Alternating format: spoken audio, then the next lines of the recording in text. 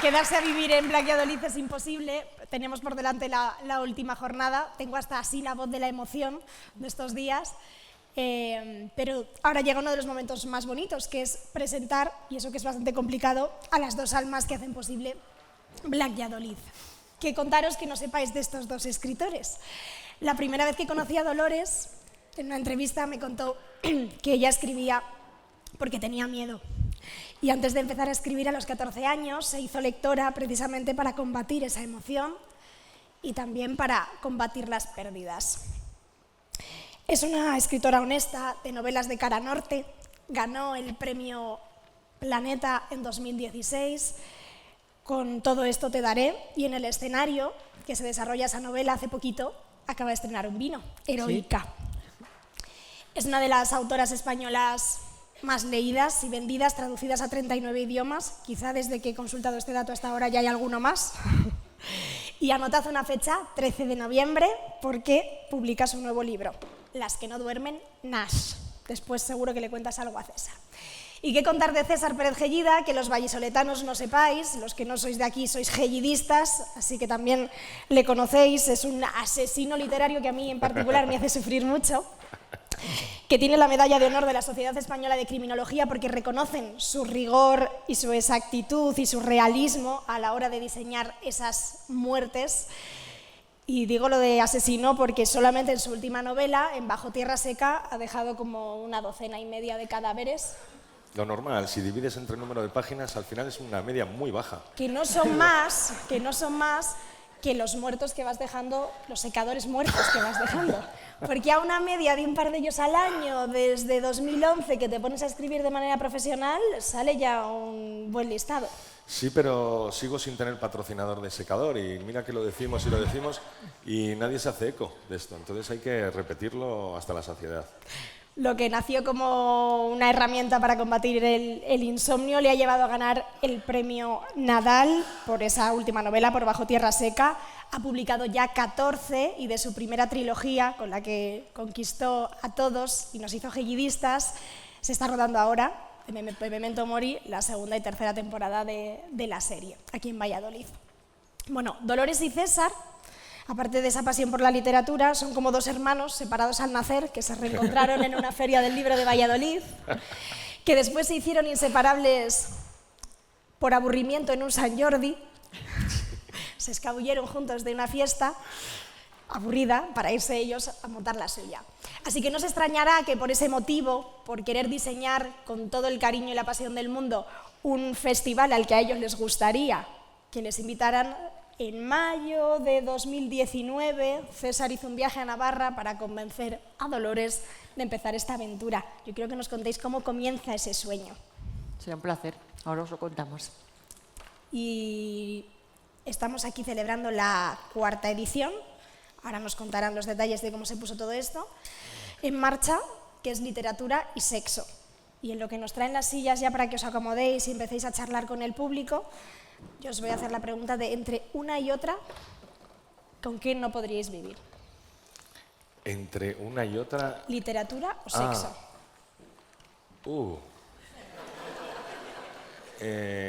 Me quedo con el sexo, sí.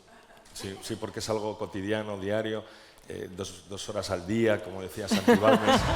Qué mentiroso es Santi Balmes, 2 horas al día.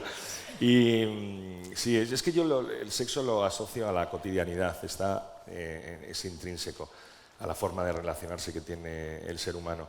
Y la literatura tiene que estar obligatoriamente presente, pero si tengo que quedarme con uno, pues me cago en los libros. Fahrenheit. Orgía de Fahrenheit, pero en orgía. Por ejemplo. ¿Y Dolores, tú? Es difícil, ¿eh? Es difícil porque uno es el amor y el otro es la pasión, claro. ¿Qué es cuál? El amor es la literatura y la pasión es ese señor. ¡Qué bonito! Un fuerte aplauso para Dolores Redondo, César Pérez Gellida.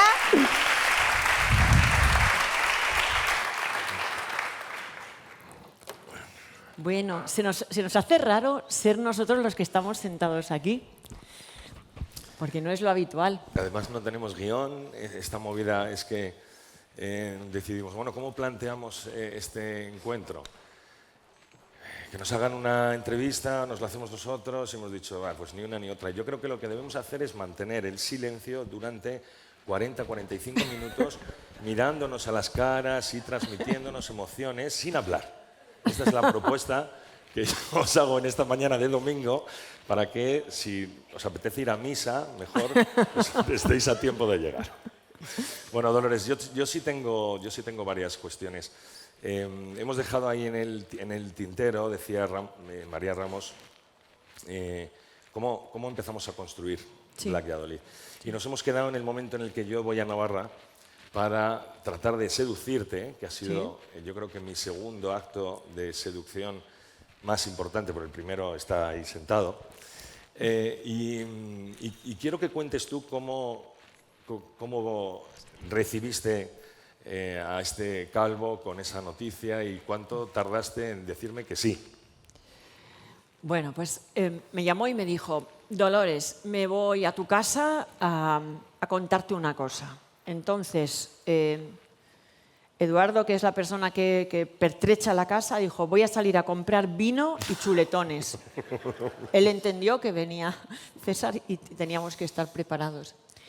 Y bueno, no sé si hablamos primero y comimos después, comimos y hablamos, en el orden no lo recuerdo, pero sé que de entrada yo quería decir todo el tiempo que no, porque o sea, yo estaba convencida, él me dijo, mira, yo tengo una idea, quiero poner en marcha un festival, creo que lo tenemos que hacer, tengo estas premisas, ¿qué te parece?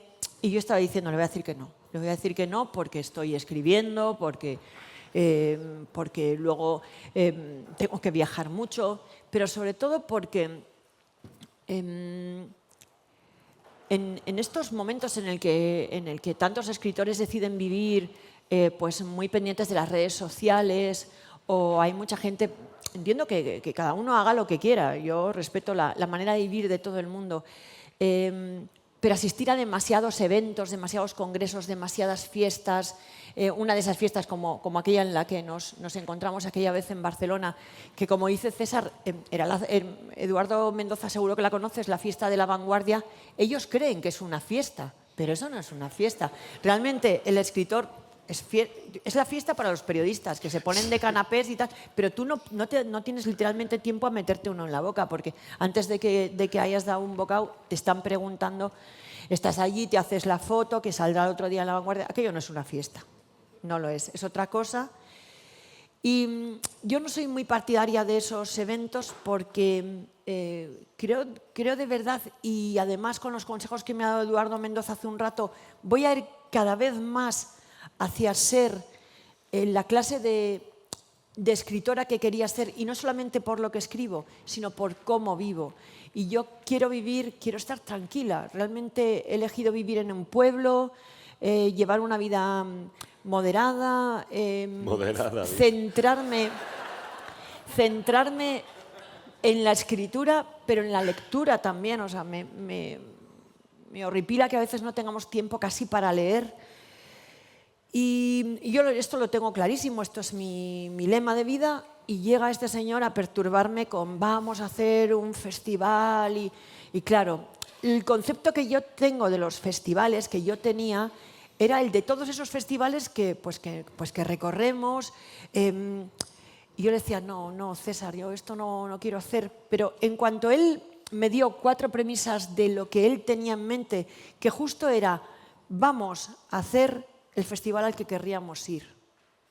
Vamos a hacer el festival en el que nos sentiríamos bien tratados y vamos a tratar a las personas que queremos y admiramos de nuestro oficio, vamos a tratarlos como querríamos que nos trataran a nosotros. Y ahí ya me convenció, me empezó a convencer. Esa fue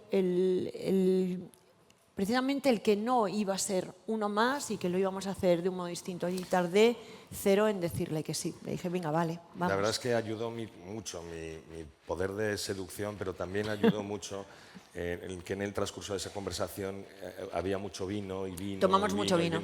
Y así es mucho más fácil convencer a Dolores. Y yo recuerdo que teníamos ¿Qué van a pensar de mí? Que me vendo por un vaso de vino. Pero ¿tú te crees que no lo saben ya? Te conocen perfectamente. Si eres medio ciudadana, te vamos a empadronar aquí en Valladolid.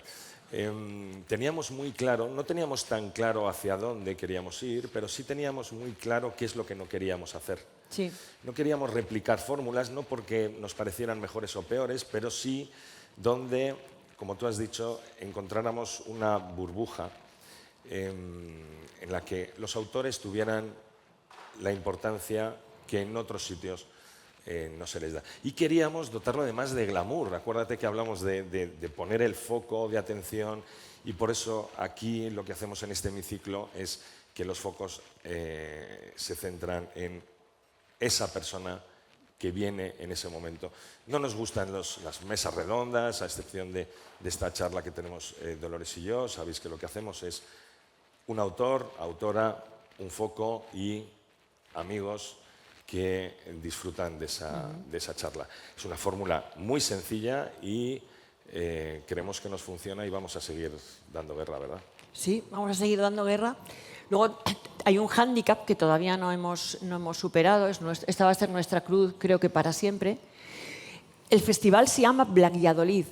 Aunque ahora por España hay varios festivales que usan el Black como parte del nombre del festival, que sepáis que este fue el primero, que el nombre está registrado.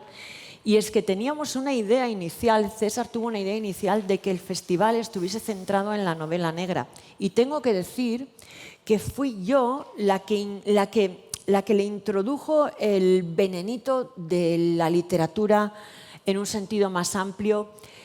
Le dije que había una cuestión, que creía que hay muchos festivales de novela negra por todo el país, que lo hacen muy bien además, y que teníamos que diferenciarnos precisamente poniendo en valor eso que queremos, que es que el género bebe del género, pero sería terrible que solo bebiera de la novela negra.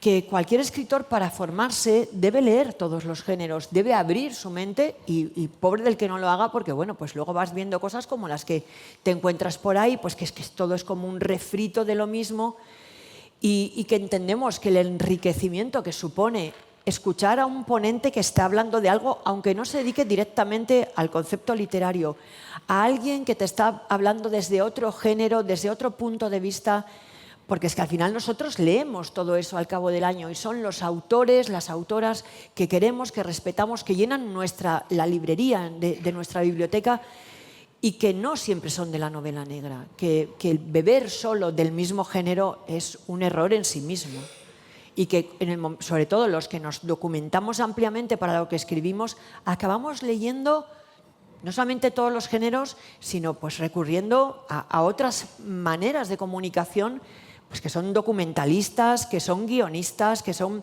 el cine en muchas ocasiones, y que cuando ves de dónde procede todo aquello que has escrito, no procede de un solo lugar. Me he perdido. Claro. No, claro que sí. Y por cerrar este capítulo de Blackjadolid, es verdad que todos los años nos planteamos, hay un ingrediente que nos diferencia mucho, que es maridar la literatura con un aspecto que creemos que enriquece a la literatura y que se nutren de alguna forma en ambos sentidos. Literatura y crimen, por mantener quizá esa esencia original de lo que iba a ser Blackjadolid y nunca fue.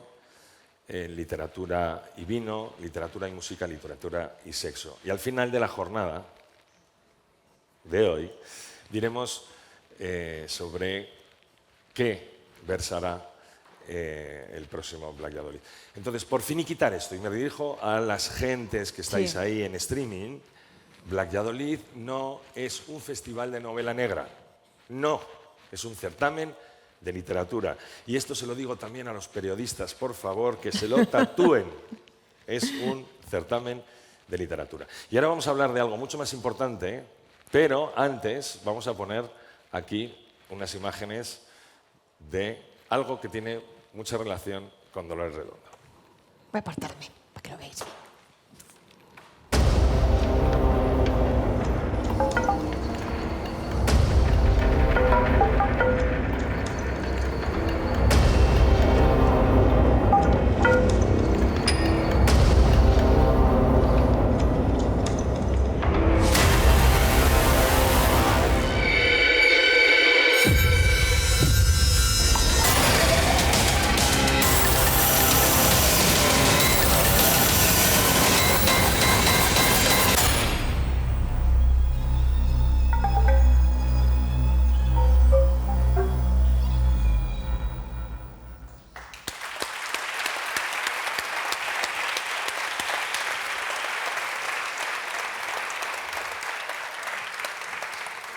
Las que no duermen, podría haber puesto yo ese título perfectamente, protagonizarlo yo. El 13 de noviembre yo os voy a contar varias cosas que sé de esta novela. Hay otras cosas que sé que no os puedo contar, pero principalmente nos lo va a contar Dolores Redondo. Lo primero que sé es que la fecha, 13 de noviembre, es muy especial para Dolores. ¿Por qué? Pues porque el próximo 13 de noviembre se cumplirán 20 años desde que me casé con Eduardo. Y, bueno, con este Eduardo, no con ese Eduardo, ¿eh? no, vamos a aclararlo, por favor. Ese Eduardo. No es que hay dos Eduardos confundamos. en la misma bancada, es verdad. Doble Eduardo. Pues con Eduardo, el mío, el tuyo no, Ana, no me pienso acercar. Y es un día muy especial por eso. Pero bueno, la editorial, no, el 13. Y a mí los 13 me traen buena suerte. Así que dije, venga, vale, el 13 de noviembre. Y eso es en primer lugar, una de las No cosas. sé si ha sido casual o No, ha sido ha sido casual. Si ellos me propusieron el 13 y al principio le dije, jo, el día de mi aniversario, que yo esto lo celebro y además voy a cumplir 20 años y quería llevármelo a un hotelito y tener un encuentro. You can leave your hair. A ver, si llevas 20 años casado, o es eso o todo lo contrario. Totalmente. Así que mejor que Ahora sea eso. entramos en el capítulo de sexo, Eduardo, no te preocupes. Sé otra cosa más sobre las que no duermen y es que va a ser con toda certeza la novela más vendida, más importante en esta campaña de Navidad. Dolores eso todavía no lo sabe, pero yo sí, y como sé más que tú, pues ya lo adelanto. Pero me gustaría que les hablaras también del título. ¿Por qué ese título y por qué? A mí me intriga mucho ese Nash que acompaña a las que no duermen. Vale, las que no duermen es un concepto que tengo muy interiorizado desde pequeña, porque a mí siempre me ha gustado muchísimo la noche y me gustaba hacer cosas de noche. O sea, mi estado natural, es verdad que en los últimos años y a partir de que tuve hijos, eso lo tuve que reconvertir, pero mi estado natural ha sido pintar, dibujar, leer, escuchar la radio, lo que fuera de noche menos dormir. Pero incluso hacer cosas por la casa, levantarme y ponerme a hacer cosas.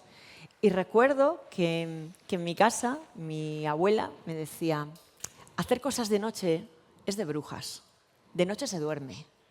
Y yo, claro, yo me sentía tan pegada a la noche y tan activa, sigo siendo noctámbula y me sigue gustando muchísimo. Ya os digo que intento ordenarme porque luego hay una vida que te lleva de otras maneras y intento ordenarme para dormir, pero me cuesta mucho dormirme. Dormirme para mí es algo que va de una manera lenta y despertarme igual. Despertarme me lleva pues un par de horas casi. Es cierto. Él puede dar fe porque él es estas personas que es como un soldado, o sea, hace ti, ti, ti, y ya está, hola, buenos días, cariño. Es como la radio nacional, hola, buenos días. Y yo, pues no, yo es, vete, déjame, necesito otro espacio. Y dormirme es lo mismo. Si yo quiero hablar con mi marido y le quiero contar algo por la noche, tengo que lavarme los dientes primero y esperar en la cama así para contárselo, porque si él llega primero a la cama un minuto antes que yo, cuando llegue está dormido. ¿Y el sexo? Uy, perdón, no quería verbalizar esta. Claro, si dientes, dormir. Entonces, la noche, las que no ¿Cómo ha cambiado duermen, de tema, las actividades nocturnas, el permanecer despierta durante la noche, el tener esa ligazón a la luna, a las estrellas, al oscuro, a la noche y a permanecer despierta y hacer cosas de noche. Es algo que tendréis que ir viendo, que tendréis que ver la importancia que tiene en la novela, pero desde luego está ligado a ese concepto de que no duermes y de que estás despierta y que una mujer que no duerme durante la noche siempre da la sensación de que está maquinando algo. Y bueno, pues es verdad, en cierto modo es verdad. Nash. Y por eso, Nash. De Nash os voy a explicar quién es. Nash es la protagonista de mi próxima novela. Es un personaje femenino, nuevo, que no habéis conocido hasta ahora. Y Nash es psicóloga forense. Estoy segura de que con Nash vamos a abrir un capítulo diferente del modo de abordar la investigación. Y NASH, concretamente, son las siglas que corresponden a algo que procedo a explicaros, en parte a la labor del psicólogo forense. Los psicólogos forenses no se les llama para todas las autopsias, para la mayoría no hacen falta porque los patólogos, el médico forense, mediante analíticas, químicas y demás, pues llegan a la conclusión de la causa de la muerte. Pero en ocasiones, cuando no hay cadáver, cuando el cadáver está muy deteriorado, cuando ha pasado mucho tiempo entre el momento en que se produce y el hallazgo y demás, pues el estado del cuerpo no permite dilucidar del todo las condiciones en las que aparezca el lugar, no permite dilucidar del todo la causa de la muerte.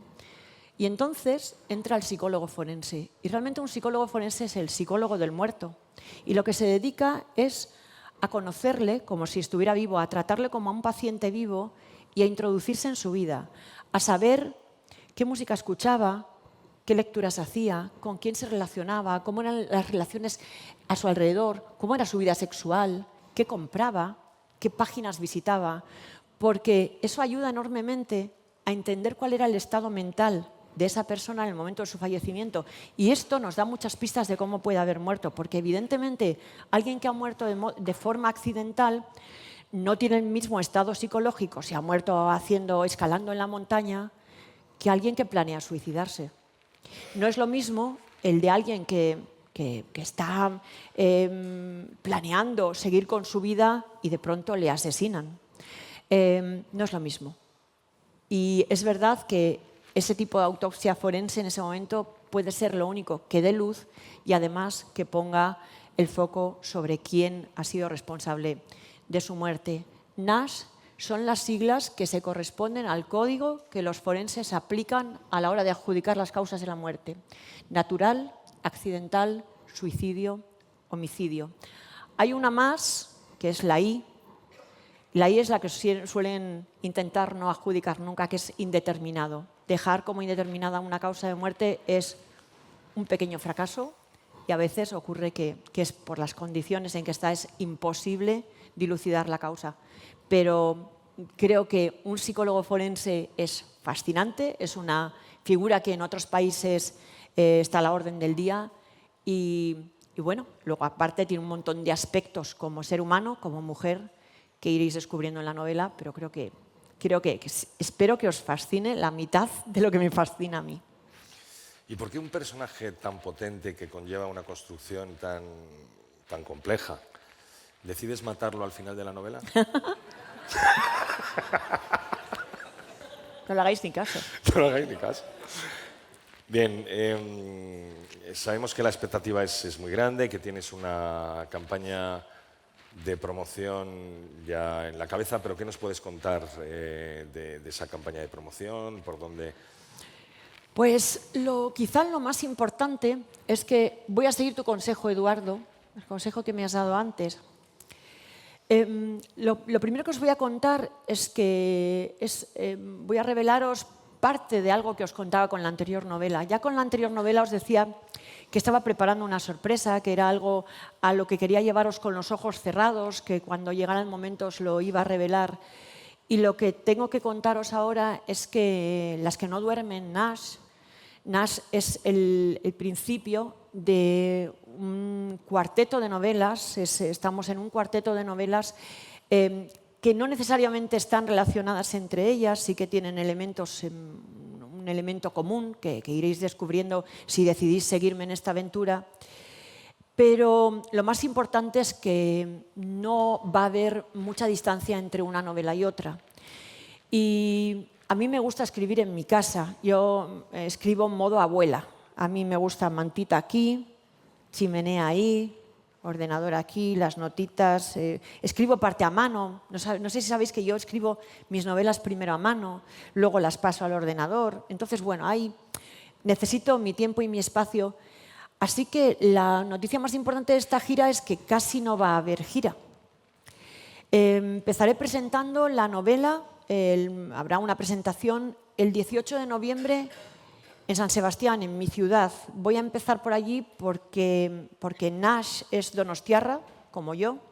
He querido que fuese en mi ciudad porque nunca había hecho un inicio de gira en mi propia ciudad, pero la noticia es que va a ser el 18 de noviembre y luego en unas poquitas ciudades, en un ramillete muy pequeño de ciudades que os presentaremos enseguida, que os presentaremos muy pronto.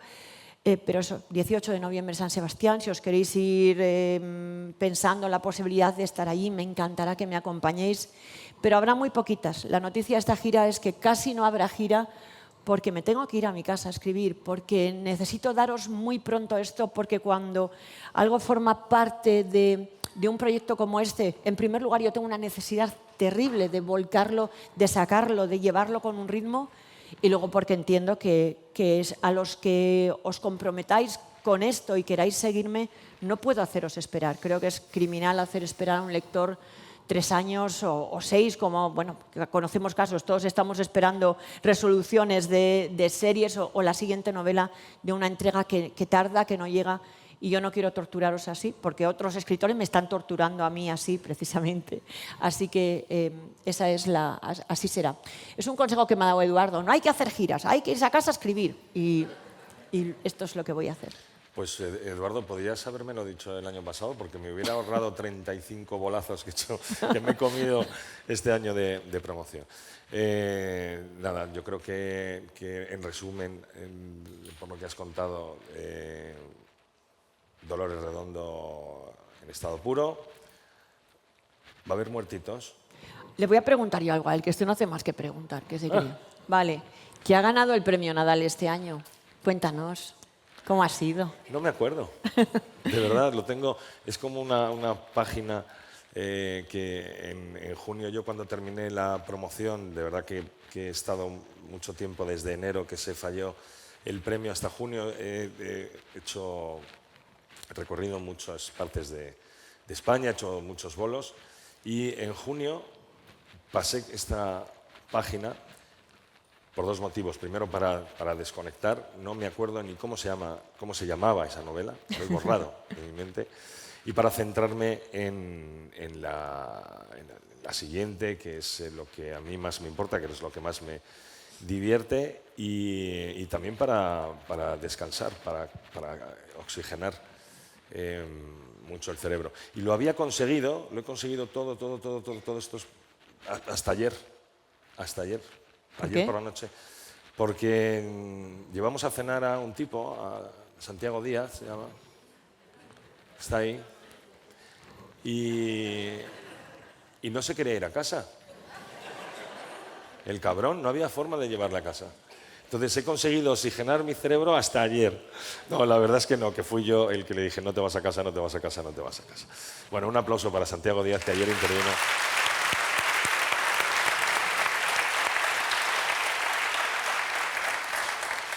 Y la verdad es que el premio Nadal sí que he notado que ha habido un cambio, sobre todo en la atención que captas de los medios de comunicación. Yo no estaba acostumbrado a estar en tantos medios, estar en boca de tantas personas. Lo he notado también durante la gira de promoción, porque ha habido más gente. Nuevos lectores también, ¿verdad? Sí, desde luego que sí. Entonces estoy encantadísimo con ser el último premio Nadal. Me gustaría que ya no fallaran más premios Nadal, que fuera yo el último de ese listado, el último premio Nadal. Sería maravilloso. Pero me temo que van a seguir con esa manía. En enero habrá otro. Me temo que van a seguir con esa manía y habrá otro. No, eso es fabuloso, que haya una regeneración literaria y seguramente pues sea una novela fantástica que habrá que leer. Hasta aquí mi discurso. ¿Tenemos título de la próxima? Claro que tenemos título, pero si yo lo contara ahora mismo, creo que hay 114 personas en 114. Y a las afueras hay un pinar muy grande, pero me costaría mucho enterrar a las 114 personas si lo cuento. Y aparte tenemos el streaming ahí. Entonces, Oh. tenemos una media de 4.300, 4.800 personas que nos siguen diariamente, fíjate. Hola, streaming. Pedir las direcciones IP al equipo de Argi, que me pasaran todas esas direcciones. ¿sabes? Y Para matarlos irnos de uno en uno. De uno en uno, otra vez, Maleta, Pinar, es que se me Tiene que ser tan tan complicado como mover 75 millones de dólares. Sí, ¿verdad? No 75 millones. Bueno, yo lo que sí os puedo decir es que los lectores que son muy gellidistas saben hasta el título de la novela, no ni siquiera de qué va, sino que saben hasta el título de la novela. Entonces, si estáis muy, muy, muy interesados, lo único que tenéis que hacer es poneros a pensar y seguro que lo adivináis. Lo deducís. Se publicará el año que viene. Yo este año, esto es lo que más feliz me hace Poder decir, este de año mi ya. existencia ahora mismo, de mi calva. Hoy acaba y su divina jornada existencia. laboral y acaba su mundo. Es que no publico, este año he publicado en enero y voy a pasar un final de año en casa. Y eso para mí es una maravilla, es algo que de verdad necesitaba hacer. La novela se publicará en el último trimestre del año que viene y, como sabéis, estamos muy metidos en la adaptación audiovisual de la serie. Estamos ahora terminando el rodaje. Nos queda esta última semana que lo hacemos aquí en Valladolid y lo siguiente va a ser escribir, escribir, escribir, escribir, que es de verdad lo que más me gusta y lo que más necesito. Sí. Hablábamos precisamente antes de esto, de lo difícil que es, ¿verdad? Con Santiago, de lo difícil que es escribir mientras, bueno, excepto para Lorenzo. Sí, que Para escribe, Lorenzo- si Lorenzo cae, se Silva. tropieza, Lorenzo Silva se tropieza aquí y le sale un párrafo. Pero los demás no. Lorenzo es Batman, ya sabéis que le premiamos con el premio Black Valladolid y ya lo dije, realmente él es Batman, el verdadero.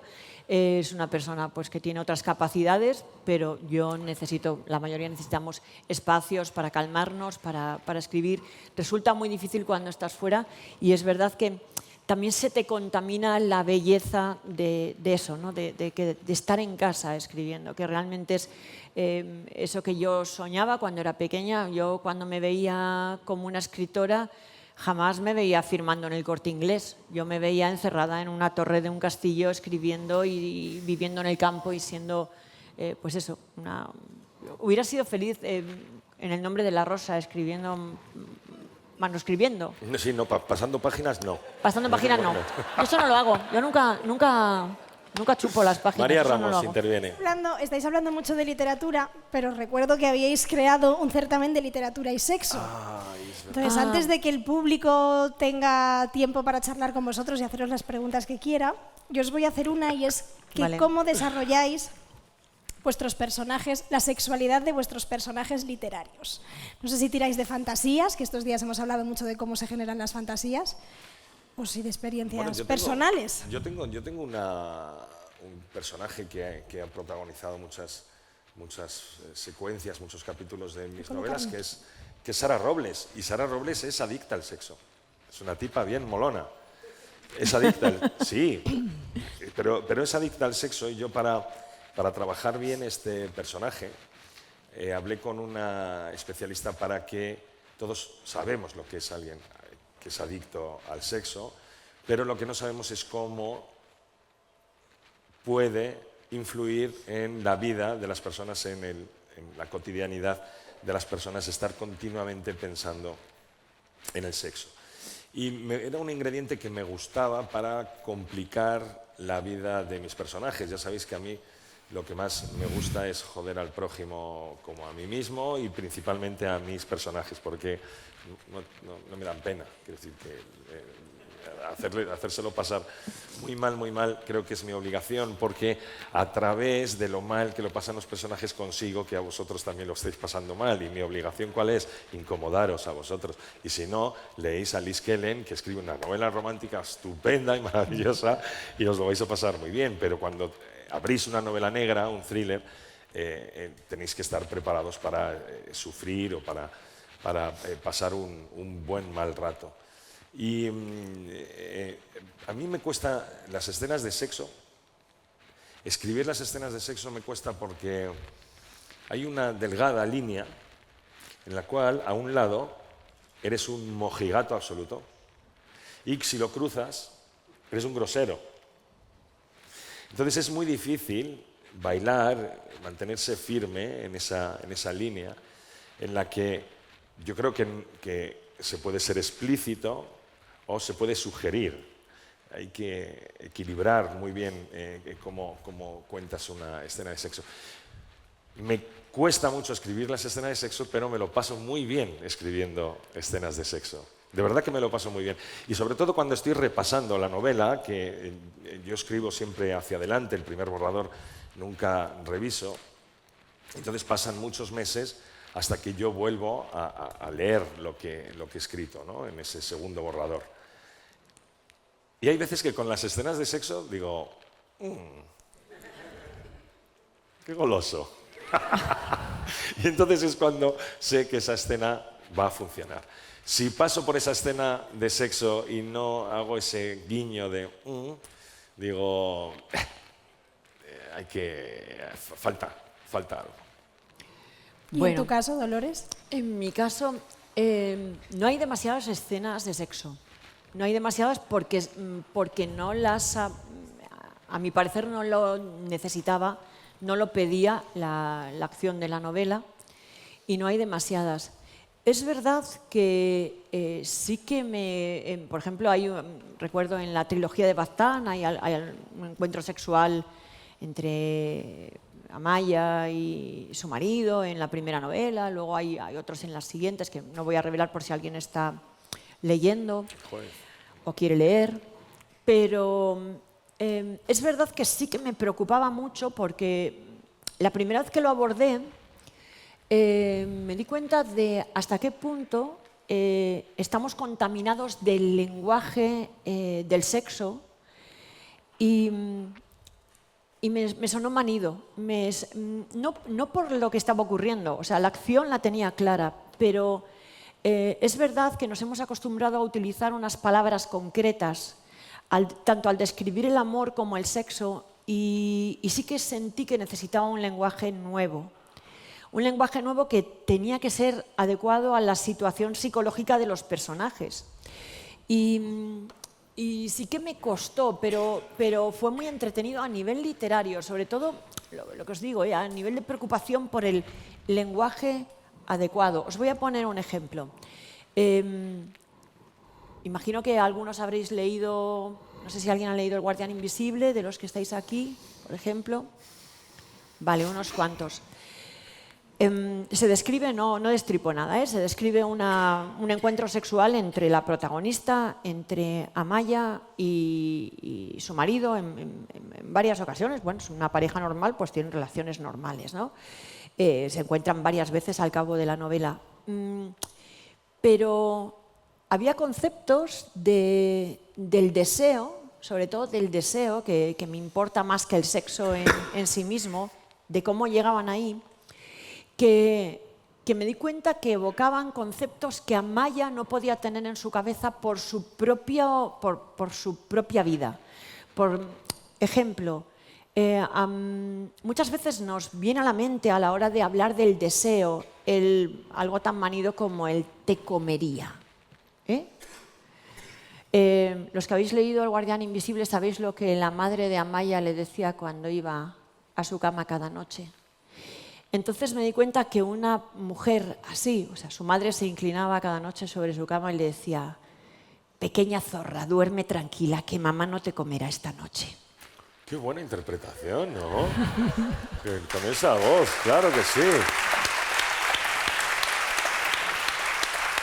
¿Entendéis que alguien que lleva esto a la espalda es muy difícil que nunca establezca una relación entre el deseo hacia alguien que ama, además, con comérselo, ni vivo, ni muerto, ni de ninguna manera, ni devorarlo, ni morderlo, ni... O sea, todo eso queda fuera. Y es verdad que hay muchas de estas palabras que tenemos asumidas y que parecen parte del deseo y que parecen parte del juego, que dependiendo de la situación psicológica del personaje no se podían utilizar. Sí, igual no conviene, ¿no? No. Claro, te voy a comer, y coño, sales corriendo. Devórame otra vez. Claro, Esa no, es esa que canción depende tampoco. quién te diga te voy a comer, pues sales corriendo, o Aníbal Lecter, te voy a... Dices no. Muy bien, amigos. Ahora Es sí, no sé si hay vuestro gente turno. que quiera preguntarle a César y a Dolores. Sí que hay manos levantadas por ahí. Yo voy a hacer lo de NAR. Cuidado con lo que preguntáis, ¿eh? Voy a responder como respondí ayer en NAR. Me encantó. Bueno, yo para Dolores no es una pregunta, solo de decirle que comparto con ella. ¿Dónde lo estás? de- Perdona, ¿dónde Aquí. estás? Ah, Lo del número 13, porque yo también me casé un 13 de septiembre con mi pareja a las Qué 13 bien. horas y me va Muy bien. genial. Entonces compartimos Me alegra. eso. Y para César es que se mata tantos personajes que digo yo que si no te has arrepentido alguna vez de matar a alguno y si lo resucitarías en alguna otra novela. Sí, bueno, arrepentido no, pero sí me ha costado varias veces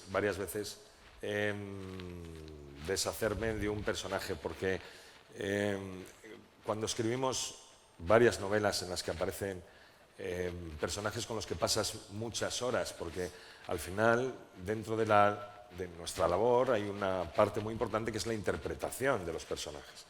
Cada vez que hablamos en boca de un personaje, lo que hacemos es dejar un espacio aquí en nuestro cerebro para que entre ese personaje e interpretarlo. Con lo cual yo he pasado muchas horas con determinados personajes. Me pasó con Olafsson, que es un personaje que, según aparecía en mi cabeza, moría en esa secuencia, en esa misma secuencia. Pero para que eso no suceda sin que os cause dolor, lo que hice fue crear al personaje y ponerle cara y ojos, darle alma, dotarle de algo con lo cual pudierais empatizar para que no fuera una muerte baldía. Y me enganché a ese personaje. Entonces dije, no, espera, no lo mates todavía. Aguanta hasta el final de la novela. Y el cabrón de él sobrevivió al final de esa novela. Pero en la siguiente novela dije, de esta no pasa, amigo, y voy a buscar un momento para que le duela mucho, porque luego en ese impasse de los encuentros que tenemos con los lectores me di cuenta de que había gustado mucho ese personaje y dije, qué bien, cuando lo mate... Y me comprometí, de verdad, me comprometí a cepillármelo en esa novela, a Olafsson, y el cabrón sobrevivió. No era capaz de encontrar el momento, porque en realidad yo no me quería desprender de ese personaje, porque me gustaba mucho interpretarlo, me resultaba muy fácil. Y en la siguiente novela dije, Olafur in nomine Patri, Filis et Spiritus Sancti, no pasas de aquí. Y es verdad que ahí sí tuve que cumplir con mi palabra, porque al igual que me pasó con otro personaje, con Carapocha, estaba fagocitando mucho la trama, se estaba, de forma inconsciente, se estaba apoderando mucho de la trama. Pero claro que me cuesta matar a algunos personajes. Y otros, sin embargo, estoy deseandito de cepillármelos. Y me olvido de ellos. Y siempre busco cuando notáis la crueldad, ese personaje quizá no me gustaba mucho. ¿Hay otra pregunta? Buenos días. Primero, darle las gracias a Santiago ayer por robarle una foto en el restaurante. Y segundo, poseo una versión, una adaptación de la trilogía del Baztán en cómic. A mí me encantó. Vosotros tenéis adaptaciones en cómic, en películas, los dos. ¿Os gustan las adaptaciones de vuestra obra o pensáis que no es vuestra obra? A ver, era mía la original. Cuando os acercáis y me preguntáis, ¿te gustan las películas? ¿Te gusta el cómic? El cómic me encanta. Las películas me gustan, estoy muy satisfecha. Como os digo siempre, me siento también muy agradecida de que entre todo lo que pueden adaptar, elijan adaptar la mía. Soy muy consciente de que entran otras personas, otros talentos, otras creatividades, y eso se ve variado, inevitablemente. Si no quieres que tu trabajo nunca sufra ningún cambio y que sea siempre igual, no cedas jamás derechos para hacer nada, eso es así. Pero también soy consciente de que hay otros modos de llegar a la cultura, porque yo misma soy usuaria y llego de muchos modos y soy consumidora de muchos, de cine, de teatro, de música, y todo es inspirador para mí. Y entiendo que hay otras maneras de llegar. También hay edades, hay momentos de tu vida en que, por ejemplo, ayer alguien decía, ¿y qué opináis de los audiolibros? Ahí se pierden. Bueno, pues hay un momento en el que son las 4 de la mañana y estás en un hospital cuidando a alguien y no puedes encender una luz para leer y te escuchas un audiolibro. O hay un momento en el que vas en un avión y no puedes abrirlo ahí porque ya sabéis cómo son las placitas de avión cada vez más pequeñas y te lo estás escuchando. O bueno, el momento que sea, o vas corriendo y puedes escuchar. Yo estoy satisfecha de las adaptaciones. El cómic me encantó porque además me encanta el mundo del cómic y yo no sé dibujar. Entiendo que hay un talentazo extraordinario. Creo además que está muy, muy, muy pegado a la novela. Creo que es muy fiel, muchísimo más que las adaptaciones audiovisuales. Pero también hay otras, por ejemplo, el año pasado hicieron de Todo esto te daré y este año están trabajando en la de Bilbao, en El diluvio, Esperando al diluvio. No se sabía el título de su novela. No me sé, ¿sabéis qué pasa? Que os lo juro como que hay un Dios. Cuando yo termino de escribir una novela y acaba la promo de esa novela, o sea, bueno, el mismo día que termino de escribir una novela empiezo la siguiente, con lo cual, o sea, a mí ya esto ya es pasado, yo vivo ya con los siguientes personajes en el otro escenario, en otro mundo y bueno, pues al final a veces tengo que pensar, ¿cómo se titulaba? Es cierto. Y ahora lo que os estaba diciendo es que además del audiolibro han hecho una audiodramatización sonora, que viene siendo como una telenovela de aquellas que escuchaban nuestras abuelas llevan banda sonora, hay distintos lectores, actores que interpretan a los personajes, hay sonidos de puertas que se abren, de las cosas que se caen, del viento, de la lluvia. Y bueno, evidentemente es una adaptación, eso no es tan fiel, pero hay unos usuarios para eso, hay unas personas que quieren llegar a eso y a mí me parece bien. Ahora, ¿queréis la auténtica, la verdadera y que sea como la que escribí yo? Pues ahí tenéis siempre el libro para volver a él. Y además lo podéis comprar ahí fuera. Y además después de esta charla van a poder firmároslo. Pero hay una última pregunta. No, pero yo no he contestado. Perdón. Yo no he contestado. Es que quiero contar una breve, anécdota. por favor. Muy breve, sí, lo que me pasó ayer. Yo estoy muy contento con las adaptaciones, porque además, como soy partícipe en el equipo de guión, estoy muy, muy, muy contento. Ayer, en la calle, llegó un grupo de chicas, una me dice, César, tal, ¿nos podemos hacer una foto? Yo, claro, nos podemos hacer una foto. Y entonces la chica que hacía la foto no sabía quién era yo, ni tenía por qué saberlo. Y entonces ella hace la foto y le pregunta a la otra, ¿quién es? Y dice la otra, es el director de Memento Mori. Ella sabía que era el escritor, pero en lugar de decir el escritor, dijo el director de Memento Mori. Y la otra se me acerca y me dice, tenía que decírtelo, es mucho mejor la serie que la novela. Os lo juro. Me encantó.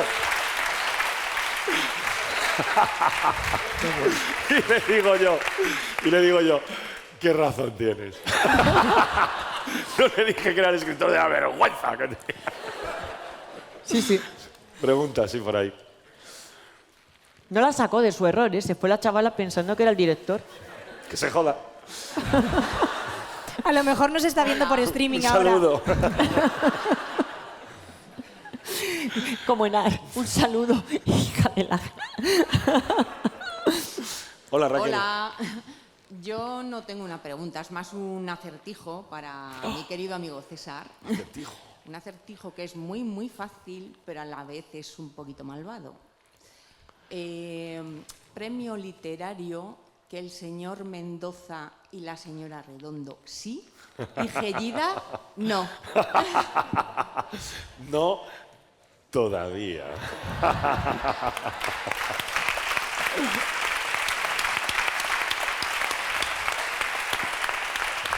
Dolores Redondo, César Pérez Gellida, un gustazo escucharos. Un fuerte aplauso para ellos, por favor. Gracias.